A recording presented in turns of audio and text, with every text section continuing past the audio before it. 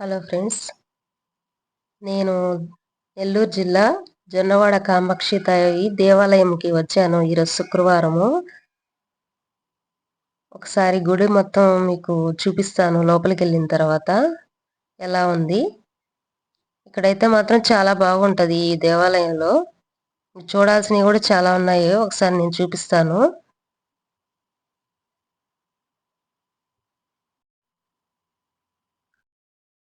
ఇక్కడ మండపం ఎదురుగా కనిపిస్తుందండి. నేను అక్కడికి దగ్గరికి వెళ్ళిన తర్వాత మండపం ఒకసారి చూపిస్తాను. శివుడు పార్వతీదేవి అక్కడ ఉన్నారు. మీకు కొంచెం దగ్గర నుంచి చూపిస్తాను. నాతో పాటు మా పాప, మా అబ్బాయి, నేను అక్కడికి వెళ్ళి మండపం చూపిస్తానండి.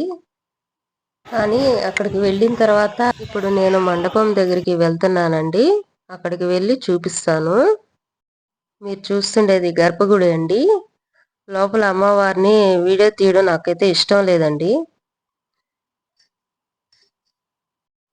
లోపలికి వెళ్ళిన తర్వాత అమ్మవారిని తీయచ్చో లేదో నాకు తెలియదండి. మీరు కామెంట్ రూపంలో నాకు తీయచ్చో లేదో కామెంట్ పెట్టండి. ఈసారి నెక్స్ట్ టైం నేను తీస్తాను. బాగా నాకైతే ఇష్టం లేదు, అందుకోసమే నేను తీయలేకపోయాను. మీరు చూస్తుంది మండపం అండి. నేను మండపం పైకి వెళ్తున్నాను. ఇక్కడ చాలా బాగుంటారు అమ్మవారు.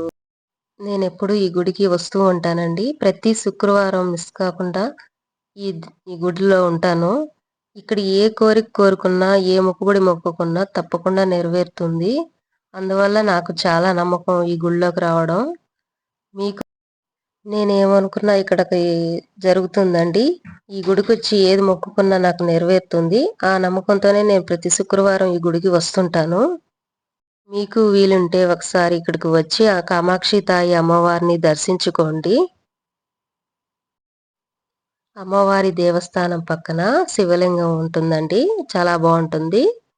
ఈ శివలింగం పక్కన వెనకాల అన్నపూర్ణాదేవి ఉంటుంది. చాలా బాగుంటది అమ్మవారు. మీరు ఒకసారి వచ్చి దర్శించుకుంటే ఇంకా చాలా బాగుంటది. మీకు ఈ వీడియో నచ్చినట్లయితే ఒకసారి సబ్స్క్రైబ్ చేసి లైక్ చేసి నాకు షేర్ చేయండి. ఓకే అండి. ఓం నమః శివాయ.